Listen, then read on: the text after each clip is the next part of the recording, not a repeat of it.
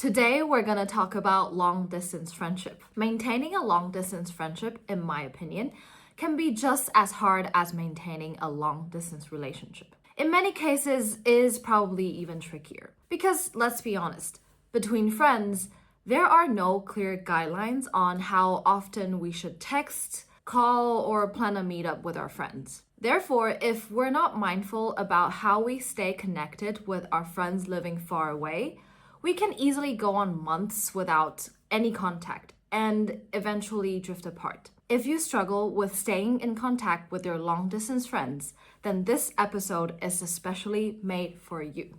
Before we get started, I want to warmly welcome you back to the Dream Life Beyond Borders podcast. My name is Lois. I'm a life coach who has spent the last 10 years living in different countries. And I started this podcast to help people who are also passionate about moving abroad by sharing my experience and the things that I learned along my journey. If you enjoy my content, please hit the subscribe button now. I'd also really love to get some feedback from you in the comment section. Your feedback and engagement help me produce more contents that are relevant and meaningful to you. Thank you so much for being here. Now let's get started. In my past 10 years of living abroad and moving around, I have gained and lost friends. Most of the time, the end of the friendship came unannounced and quiet. There was no fight, no clear breakpoint, and no closure. Over time, the messages and calls just stopped coming. People simply got busy, moved on, and no longer have space for you in their life. This was a very difficult thing for me to accept and get over. I've always poured my heart and soul into every friendship, and I feel like I've done my very best to maintain contact and check in regularly. Losing friends over long distance seems like the lesson that we all need to learn in adulthood. But gradually, I learned to handle it with understanding and grace. I stopped taking it personally.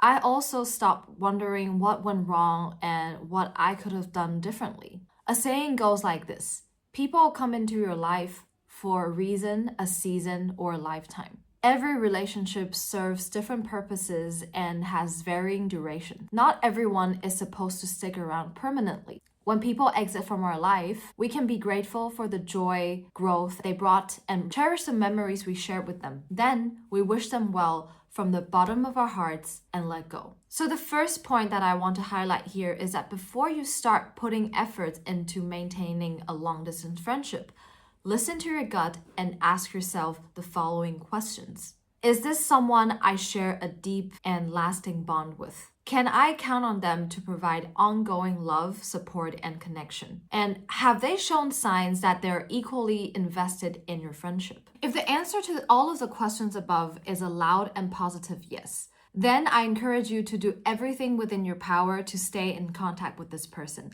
Because congratulations, you have been lucky enough to find a true friend. If you're not entirely sure whether or not your friend is on the same page, it might be helpful to have a genuine talk with them and express your concern about the future of your friendship. Their response and attitude will likely help you clear things up so you don't have to wonder anymore. If you decide that this friendship is only for a season, it is completely within your right to decrease the level of communication as you move on to the next chapter. However, I suggest that you keep an open mind and a friendly attitude, and certainly don't burn any bridges. You never know if you will meet each other again somewhere down the road. Something we don't think about enough is that we only have limited time and energy to give to our loved ones. Maintaining close relationships with people require consistent effort and investment. This is why it's so important for us to reflect on whether someone is in your life for a reason,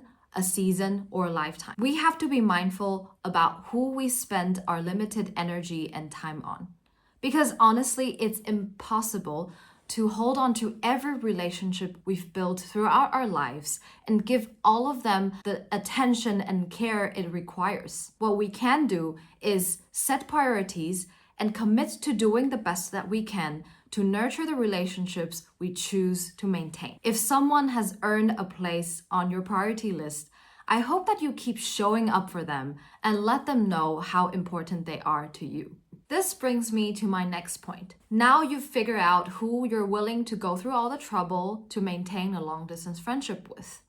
How do you actually do it? One common theme I hear people often struggle with is that they feel that they're simply not good at staying in contact. In other words, they feel lost and unconfident in their own capacity to reach out when there are barriers like distance and time difference. So, let's talk about the difficulty of reaching out. This often occurs especially among introverts because this is somewhat against their nature to reach out proactively. They're prone to overthink about what to say when they consider texting or calling a friend. The overwhelming pressure of finding the perfect word and timing to send the message out often leads to doing nothing at all in the end. Another side of this is that we grew up in a culture that makes most of us believe showing that we care and making an effort is uncool. The easiest way to mask our insecurities is to appear to care less than we actually do. Peer pressure and mockery of others slowly distill the belief that the less we care, the less we have to lose into our minds. Therefore, so many people hide behind the facade that they're just going with the flow in life, so they don't actually have to become open and vulnerable in order to commit to any relationship or friendship. But low effort brings surface level connections and superficial friends. Every meaningful relationship is initiated and maintained with continuous efforts from both sides to share themselves vulnerably. Only when we are brave enough to open ourselves to the risk of pain and loss can we really form deep bond with people who genuinely love and care about us. If you often get stuck at the point of reaching out, maybe you're an introvert, or maybe you're subconsciously trying to avoid disappointment in case the other person doesn't reciprocate your efforts. Either way, I want to gently remind you that there is so much power and beauty in showing that you care deeply. The best people on earth and your truest friends are drawn to this type of confidence and generosity. So when you reach out to someone, don't think of it as intruding or burdening. In fact, they are delighted to hear from you and feel honored that you are taking the time and effort to connect with them. It is an act of kindness that could potentially make their day. I can tell you from my experience that every time I receive a text from a long-distance friend who I haven't heard from for a while, it always warms my heart and makes me feel special. It's this feeling that, wow, we don't even live in the same place anymore, but you still remember me and think of me and care enough to reach out. Ultimately, I believe that the meaning of our life lies in the impact that we make on others. So when somebody remembers you and reaches out to you, it is a great feeling and it confirms that our existence matters. Remember that you hold the power to make someone feel this way when you reach out. Hopefully, this perspective helps you get unstuck, and from now on, you will reach out more often. Now, it's time for some practical tips for maintaining your long-distance friendship. Number 1. If you tend to get overwhelmed with your busy life and simply forget to return calls or answer texts, then I suggest that you write everything down on your calendar and to-do list. I believe that if you truly value your personal relationships, you should handle them with the organization skills that you apply to work and business. This is especially helpful when there is time difference involved. I can't remember how many times I let time difference messes up my plan to call a friend. To ensure that your catch-up happens, it is important to check for time difference when you make a plan, put it on your calendar, and set a reminder. Another great way to use the technique of time blocking is to set a designated time for connecting with your long-distance friends.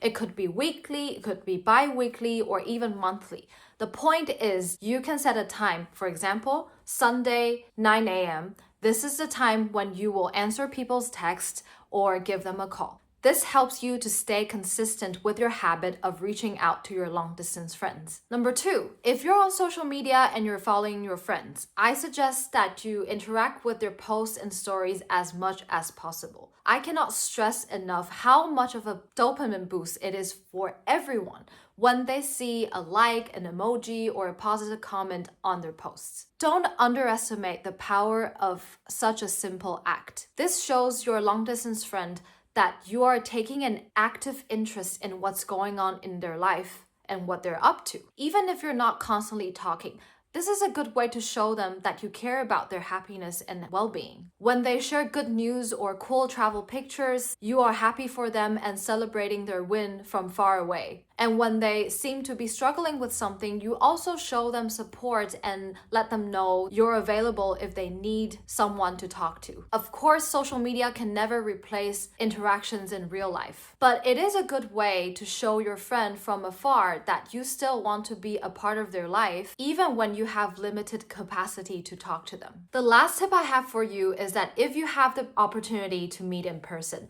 be intentional with the planning. Communicate and coordinate with each other about your availabilities, your itinerary, and remember to update each other if any changes occur. This shows the other person that you care and that you respect each other, and most importantly, you both really want to seize this opportunity to make the hangout happen. When both sides can communicate their needs and expectations transparently while showing appreciation and consideration for each other, you're not only avoiding potential disappointments and conflicts, but also co-create a story that you will both cherish for the rest of your lives. This will also deepen your bond and make your friendship stronger. To quickly recap this episode, here are 5 points for you to keep in mind. Number 1, discern if people are coming into your life for a reason, a season, or a lifetime. If they show low interest in staying in your life, let them go with understanding and grace. If they're here for the long haul, give your best effort to show up for your connection. Number 2, showing that you care deeply about a friendship takes a lot of courage and strength. Don't underestimate the power within the act of reaching out. People are glad to hear from you, so stop overthinking and just do it. Number 3, let your calendar and to-do list help you stay on track with maintaining contact with your long-distance friends. Number 4, act as your friend's biggest fan on social media. Be generous with giving likes, comments, or sharing memes.